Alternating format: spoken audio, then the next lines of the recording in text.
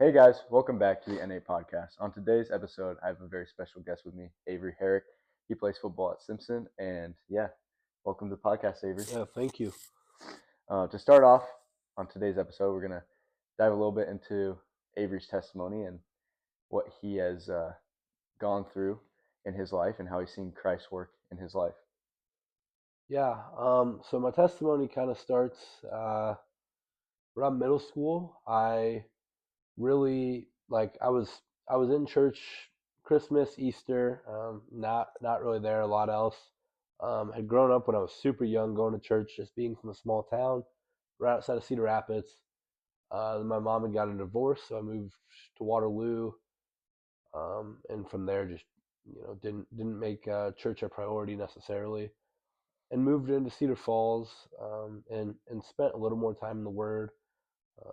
It's kind of where I met Nate actually, through sports and stuff.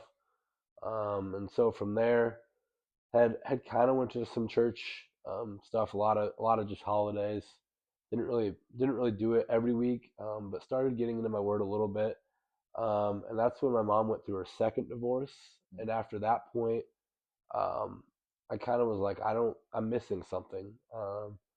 And church was just kind of the first thing, or I guess God, not really church, was the first thing I kind of fell back on, and it ended up working. I had a night that I was just like, I don't know what I'm missing, but if you're real, like show me a sign you're real. And it's not necessarily that I didn't believe, but I just was kind of lost in my journey. And so from there, I ended up buying a Bible and just kind of reading, with Nazareth, which is a church in town, going to their weekly young groups, Mm. not the Wednesday night groups, but like during church when you're pulling kids out of church, and going into other rooms, just kind of dumb down the Bible a little bit for younger kids. That was kind of the role I was in. Mm. And then I left the church again for a little bit. Was with YouVersion a lot more, reading a lot more, um, Bible plans and stuff, but at the same time, not necessarily making church a priority. Mm. Fast forward to probably my junior year, went to church a lot more. Kind of felt like it was something that I now could make time for in my schedule, and that's something I think I regret now is not making time, initially. But at the same time, like I think it was just a step in my journey that I didn't really know what I needed. So then we Mm. get to my senior year, and I didn't really have a small group on Wednesday nights that I was seeing. So Nate asked me to come, to Prairie Lakes and work with their small group, and there only was four of us. Mm-hmm. Yeah. So a lot of the stuff we kind of felt like early on didn't necessarily, um, impact us as much. It kind of was more tailored to younger kids, and so we kind of looked at each other and were like, "Hey, I think we could help like some of the smaller, the younger kids, Mm. and kind of take a leadership role here." And that's not something I think I was necessarily ready for in my faith, but in other parts of my life, I had taken some leadership roles, and so I think for me, I was confident in that spot, even though my faith wasn't necessarily to that point yet.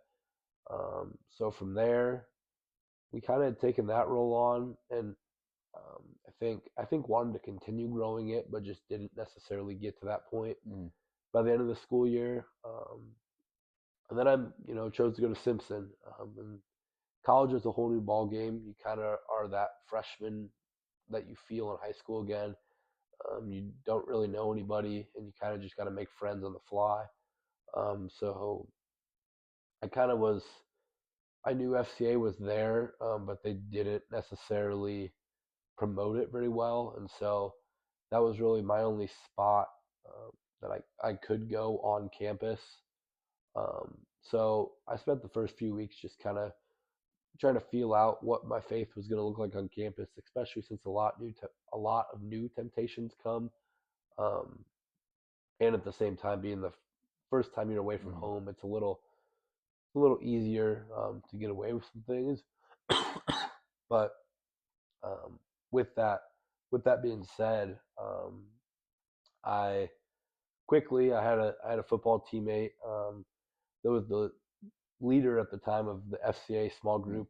We break into teams, so he had kind of invited the whole team to come, and I was like, hey, this is an opportunity. Um, so I went to that, and there ended up being about 8 of us that went to that, and so it was a good group of like 12 of us or so. Um, and then it started church shopping, and ICC, so Indianola Community Church, ended up being a spot that a lot of kids went, and so I ended up following with. Kind of fell in love with the church. John Dewey, who's our main pastor, is really good at talking to everybody, not necessarily, a certain age group, but really can relate to everybody. And so, kind of fell in love with the church there, and since then I've been able to have a young adults um, a young adults group that Mm. we've since had, and so I'm a member of that also. But so I had church on Sundays going on, and during football season that's really hard because we do a lot of our film on Sunday afternoons, Mm. and so just trying to find um, time to get to church and the time slots that are available was a little bit hard my freshman year.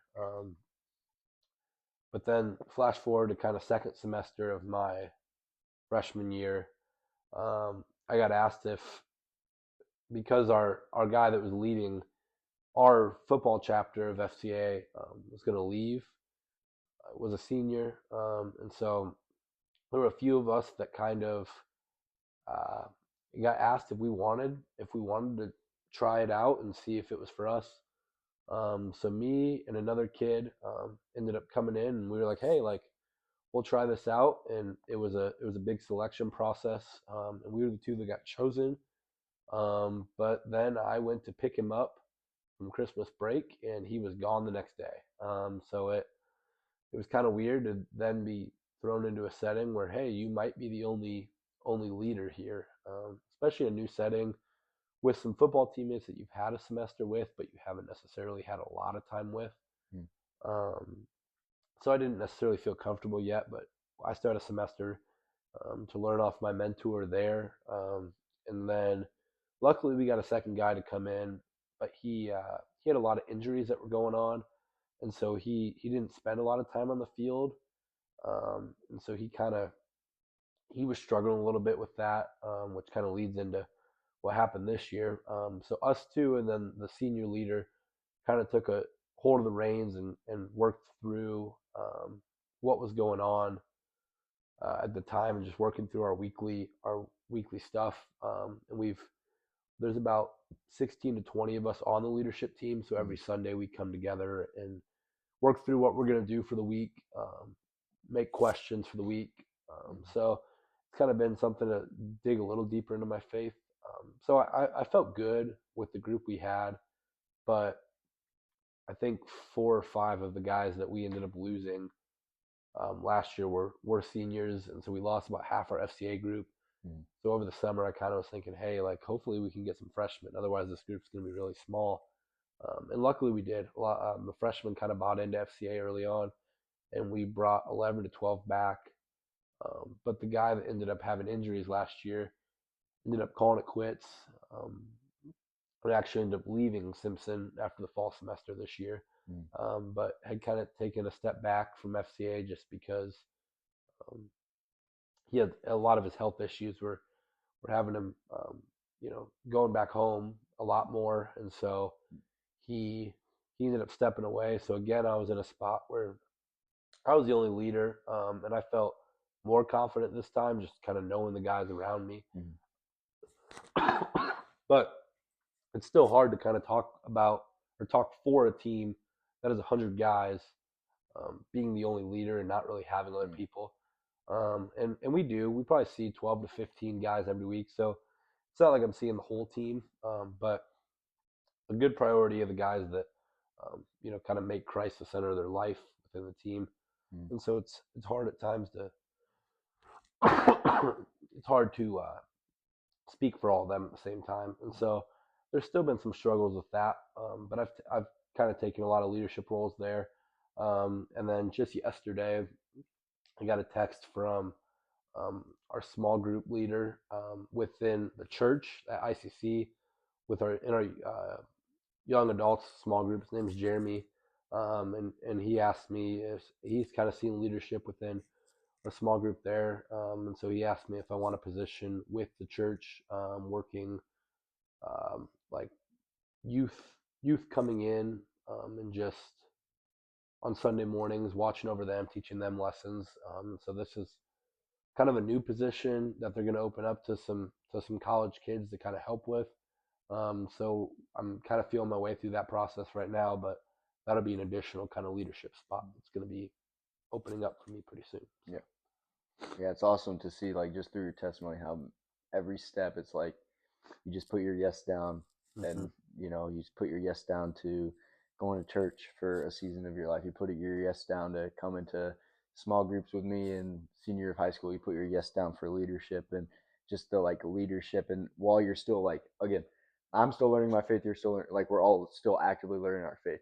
But just to see that you're like the willingness to serve, the willingness to put your yes down, your willingness to lead, your willingness to just be there for the church, be there to serve, be there to support, and just like all throughout your upbringing, to where it's like, man, now I'm in a position where I don't know everything, but I'm in a position where I can Mm-hmm. lead others to Christ and lead others um, with in a church setting. So that's really awesome. Yeah, I would say one thing with that is just you're never gonna 100% know. Mm-hmm. You kind of got to take a risk there Yeah, because none of us are perfect, and yeah, all of us kind of have a little bit of our own testimony. So that's what I've learned is I've learned more through the guys that I lead than I've learned through our leadership group, because our leadership group sometimes I think feels like maybe we're a little further along in our faith, mm-hmm. and I've actually got some roommates now that are kind of teaching some of these things to me. Like you kind of get humbled a little bit too, and be like, hey, like I gotta take a step back here and think about how I'm representing myself, or I'm Mm-hmm. representing the team that I'm on, or things like that. So it's one of those things that, yeah, putting your yes down is really important because you're never going to have the perfect moment. You kind of just got to work with what's handed to you, and you're always going to have support behind you to continue building yourself. And then you'll get more comfortable as time goes on. Yeah, So, exactly. And you mentioned that within that, how important FCA has been, even when we were in FCA through high school to then yeah. now being a part of the leadership in at Simpson. Is there like any moment specifically that stands out where there's maybe a teammate or a friend that you invited and they like really locked in on FCA or really locked in on Jesus and accepted Christ? Do you have any of those stories? Yeah. So two come to mind. One of them's with my roommate. He's really struggled to kind of figure out what exactly his faith is going to look like, what exactly his journey looks like, what he believes in. And so originally, I mean, I was kind of making it a habit of getting to church on Sundays and getting to FCA on Tuesdays, but being on the leadership team kind of had to take some of those steps. And I think he felt a little bit of guilt in his heart, not being in those settings. And so one Sunday I'd kind of asked him like, hey, like, do you want to come to church? And he ended up saying yeah. And since then, he's been most weeks, um, and it's really grown him. He's still kind of taking steps to see where he's at and how that's going to look in his life. But he's come out of every Sunday saying, "Hey, that's a really good message," and really kind of feeling convicted. And it's the first time in his life he's felt convicted, but he also is trying to build himself off of that. And I think, you know, that conviction is the first piece. When you Mm-hmm. start feeling convicted, that's when you can begin to grow. Because if you don't feel convicted, then your head's not in the right space. Yeah. Um, the other though is going to come with a guy that he's no longer on our team, but had come to FCA kind of nonstop last year, and he grew up in kind of a hard situation in Minnesota. Um, had kind of struggled with his own mental health, had done a lot of things that he didn't necessarily want to be a part of, but kind of had to be. And it was kind of a gang lifestyle he lived in. Mm. Um, and coming into college, he kind of shut down. Didn't really know how to act. Didn't have those people around him before, but realized that that wasn't the person he wanted to be and didn't have to be anymore at Simpson. But he kind of just struggled to figure out what that was going to look like for him. And finally, he broke down on in a Tuesday meeting in the middle of last year and just kind of um, explained his whole testimony and it broke down. And I think as a guy especially, like that's really hard to just show your raw emotion and say, hey, Mm. like this is where I'm at in my life. Um, and shortly after, I'm pretty sure I'm not 100% of this, but pretty sure he had got baptized and had kind of lived his life anew. And I know it's still kind of been an everyday struggle for him to find his way back into FCA and to find his way back to church because it's kind of a foreign concept for him. Mm. But he's another one that has really kind of been an exemplary example, been an example of just how you can grow in your faith no matter what your walk looks like. And that's kind of one of the things I've been telling some of my FCA guys is, like you've got Sunday morning, you've got Tuesday, you got Wednesday, and those are the three big times on Simpson's campus that we have big things going on. And even more, they're bringing church services to campus so that kids don't have to leave. So that's not an obstacle. So you have those 3 days of the week, and a lot of our kids that come to FCA end up making it to Wednesday nights and to some church service on Sunday. So it's really good to see there. But how are you going to live it outside of that? Mm. How are you going to grow in your faith? And we have some that do it a lot better than others.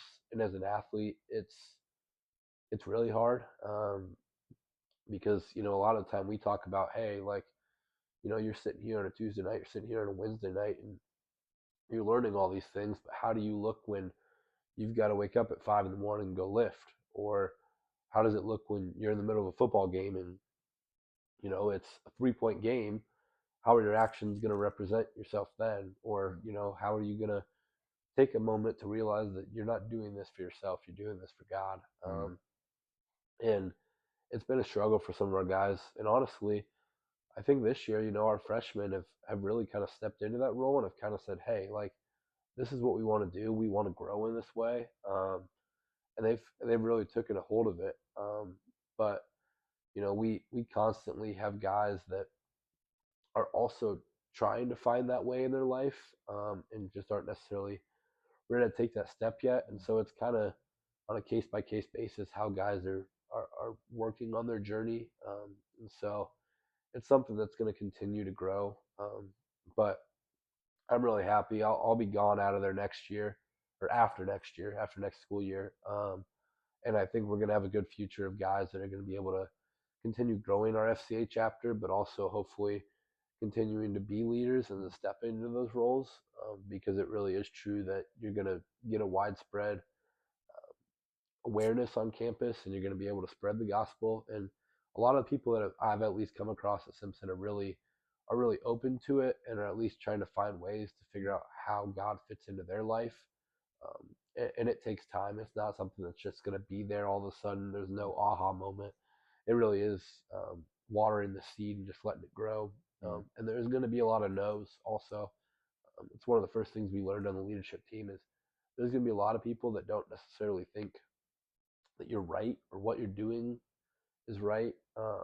And and it's it's real. I just came into an interview last week and it didn't end up impacting anything that I actually was doing or the organization I was with, but um, we had kind of talked about it was for one of the class. We did a video pitch and I had a professor that told me to be careful talking about FCA because a lot of people, like at least a significant number of them, think of it as an anti-gay organization, Mm. and so it's something. Are you going to be bold in your faith and talk about what you've done in your life and what you're proud of, or are you going to kind of step back and say, hey, like if these people don't agree with this, like What are you going to do? It's a really hard situation. But for me, I kind of answered that with, hey, like my faith is going to show within my profession. So if that's something you're not cool with in the workplace, like it's it's something that is just part of me. And so if Mm, you're going to hire me, I don't want that to be a hidden thing that all of a sudden is going to come out later on. mm, Like, so for me, I've kind of learned to embrace it a little bit, but I know for different people that's not necessarily the same answer for them. So yeah. And yeah, I like what you said there. Where it's like it's not just for you guys. It's not a Sunday thing. It's not a Tuesday night thing. It's not a Wednesday night thing. But it's like the little moments, the early mornings, workouts, the games when it's a close game. Like, and it's really just a question to all Christians where it's like you can eat food one day a week. Like just this analogy of you can eat one day a week, but then if you're starving the rest of the week, it's not healthy. So if you only are consuming church on a Sunday morning or youth group on a Wednesday night, and the rest of the week you're just living a different lifestyle, or you're living a life where maybe God's not important to you unless it's a Sunday morning for this chunk of an hour or an hour and a half, and then maybe a Wednesday night where you have a youth group for maybe 2 hours, and that's all you're like. If that's how you view your relationship with God, and then the rest of your week you're starving it, where it's like, no, what should happen is you kind of have God through, or not, you kind of, you do have God throughout your entire week, whether that's daily time in the Word, daily time in prayer, daily time in spiritual practices, where yeah, you're still going to go to church, you're still going to go to youth group, but then those things are of more importance than, oh, I just go there one time a week and that's it. yeah, and I think one of the biggest things that I've kind of learned with our guys, or just really anybody kind of new to their faith, is that prayer is the hardest thing, and it begins as this whole formal conversation that happens, I guess. Mm, And people think they need to be all formal, but when they begin like thinking about, hey, like let's just pray through, what's gone good in my life, or and just make it really informal, a conversation. It yeah, becomes something I think that begins to be a lot easier for them, and it's one of the steps that I think I've at least seen a lot. It's one of the hardest things, especially speaking out to people. So we pray out our groups every Tuesday. So for the last month or so, I've had all my small group guys take turns praying us out, and then we just do popcorn prayer requests for anybody that's got anything for the week, and then someone closes it out. mm, And I haven't really heard any negative feedback yet. I guess I haven't heard a lot of positive either, but I do think people are starting to get more comfortable, because some of those people that are still in my Tuesday night groups are also in my Wednesday night groups, mm, and they're feeling more comfortable praying. And I think that's a step. yeah, It's obviously not an end goal, and you can't just pray. You can't just read your Bible. You've got to do all of them in tune. But it is an obstacle I see a lot of people have, that they're starting to really lean on and starting to grow in, and that's an area that I'm proud to say that our guys are at, because it's really going to be able to help them down the line as they begin to have families. Because really, we're at that spot in our lives where not only do we need to have that faith for ourselves, but also show how that's going to look in a relationship, or for kids down the road, or how's that going to look in the workplace. It mm, only gets harder, more things get added onto our lives. yeah, So really, what is faith going to look like to you mm, after college? yeah, Because most people are probably not going back home. They're going to mm, continue living by themselves. They're going to continue having those obstacles every day that they don't have to do. They don't have to follow the word. But is that something they believe in? Is that something that truthfully they feel they need to do yeah, in their life, that's going to continue growing them? And I think this is a really pivotal spot to try to figure out what that looks like for you. yeah. So And I mean, as you mentioned there, where it's like there's so many things in a building block. So another analogy, I'm a visual person, so another analogy would be like, okay, what is your foundation? So if God's not at your foundation, so let's say your foundation is your family, your foundation is your work, your foundation is your sports team. What happens when something your sports team loses in a championship game? your building falls? What happens when something hard happens in your family and there's maybe a divorce or a loss or you lose a loved one? And then if that's your foundation and then that falls. But if God's your foundation through it all, it doesn't mean that it's going to be good times. No, because it doesn't mean that it's always going to be bad times either. But it's going to be through the good and bad. God is faithful, and if He's your foundation of your life, like that's where He needs to be, is of number one importance, and then everything should flow from that. Yeah, agreed. I think when we see a lot of guys come in, it's every freshman thinks they're going to start, and we come into a conference that's, I mean, really good. The last 3 years, we've seen, I think, three or four guys between the 2 years that I've been there that have got NFL invites at the end of the year. I mean, we play in a really tough conference. Um, our top 1 to 2 teams are typically at least winning a round of the playoffs. And I mean, it is one of the better conferences in the country. So with the ARC, we constantly we've kind of had a rebuilding process going on as Simpson, and it ended up finishing up fourth place in the conference last year. But a lot of it is, it's kind of the we started when I first got there. It was almost the David versus Goliath thing, where I mean, we went 3-7 the year before I came in, and yeah, Wartburg, for instance, is coming in being 8-2, 9-1. Like, how are you going to beat a team like that? Do you believe in that? So my freshman year, we went down there and had them on the ropes at their homecoming, and then this year had them at our place. And again, I mean, neither time we were able to kind of pull it out there, but it's just an example of growth, where as a team, I've found, the more you believe in something, whether it's your faith, whether it's, seeing yourselves as a family, whatever it is, if you believe in something and buy into something, you're a lot more likely to achieve it. Otherwise, you're just a bunch of individuals on a field together. Mm-hmm. And so that's been a big culture builder for us. Reed Hoskins is our head coach, and he speaks a lot to that. Like, these are going to be the guys that are in your wedding. These college guys are guys you want to build your life around. So it's the time to kind of learn, who you're going to be, and what the people around you are going to look like. So it really is a family first culture, and we've seen success with that, and picking each other up. College football, really college sports in general, is a whole different ball game.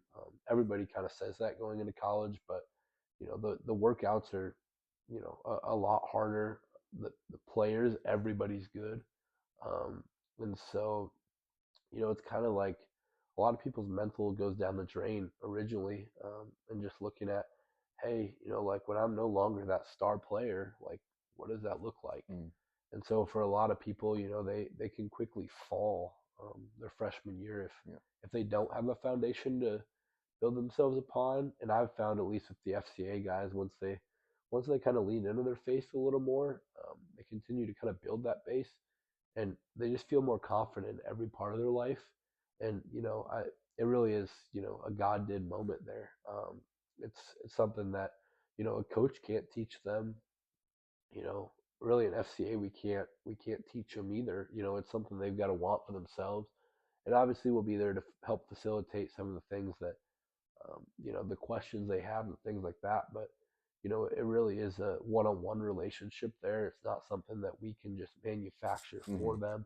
And so when kids start realizing that it takes a lot, to put in for a faith-based relationship, but also you get so much more out of it, Mm-hmm. and everything in your life starts thriving, and you see people that have things, and you're like, why are they happy? They still find joy in everything because they know there's a greater purpose behind it. And so I've had the joy of seeing a lot of kids continue to grow in their lives, and continue to make better men of themselves through their experiences, and it's cool to kind of just be a little part of that. So Yeah, that's awesome. So it's been awesome to hear a lot of the stuff about what your work has done with FCA, and I was more wondering if there's like any specific examples of what God has done through your life, like any specific God stories or any specific moments where you're like, God has just been so faithful to provide through that. Obviously, leadership through FCA is a great example, but are there any other examples other than leadership? That's a great example, but Yeah. So uh, one of the more recent ones. So I guess I got two stories. One Nate will know better than mm, anyone yeah, from this weekend. But one of them is, I've over the last probably year and a half, 2 years on my mom's side, there's been a lot of death. Um, mm, and it's one of those things that when I was really young, I had a lot of death that went on too. And I've kind of just seen two versions of myself, I guess I would say. One when I really wasn't in my faith and there was a lot of questioning, um, and one kind of now. So about 2 years ago, my great grandpa ended up dying, and then about, I don't know, 7 months ago maybe, um, I ended up having my grandma die, and it's one of those things that was the last grandparent I had left, mm, um, but with that, she was a faith-filled woman, and someone that really kind of had lived that out within mm, her life. And so it was just a different type of feel. I mean, it really was sad, and mm, you sit there and you have sorrow, but at the same time, I think you also kind of have a realization.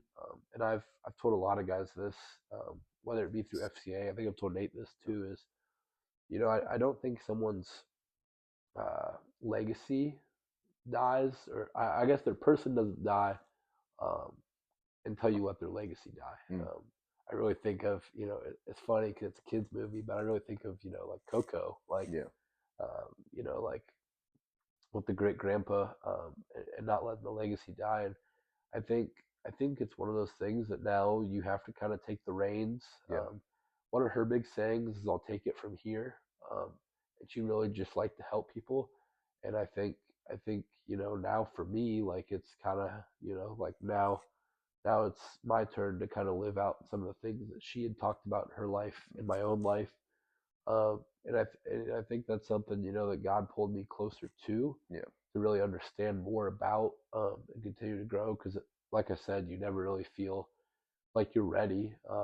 It's something I'm really scared for a parent, but even with a grandparent, like you spend so much time with them, and so mm, you kind of get to know the ins and outs of how they lived, when they were our age, but also what their legacy ended up being. mm, When you can kind of live out those good parts of their life, you continue to grow their legacy, and continue to live upon it. And I think it is something that they're looking down on you, thinking, this is really cool, but it's also something in your life that you can continue that lineage going on. And I think it's something I didn't really understand before my walk, but when that person is now without pain and is able to kind of see their message move forward, it's something that I can only imagine is is mm, is really cool.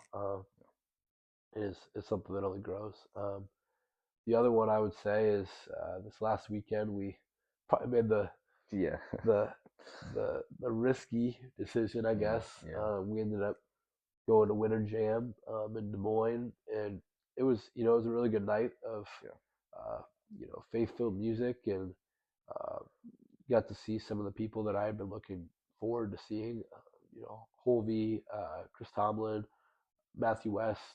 Those three were some of the bigger yeah, ones that were really good. mm, And my dorm is about 20 minutes from there, but uh, a crazy weather storm was kind of coming through, and we had to make the decision if we were going to make the 2-hour drive, back home, or if we were going to go to the dorm. And it just didn't really look mm, like the weather was going to get any better. And so we were like, hey, let's just get on the road tonight, mm, get as far as we can get.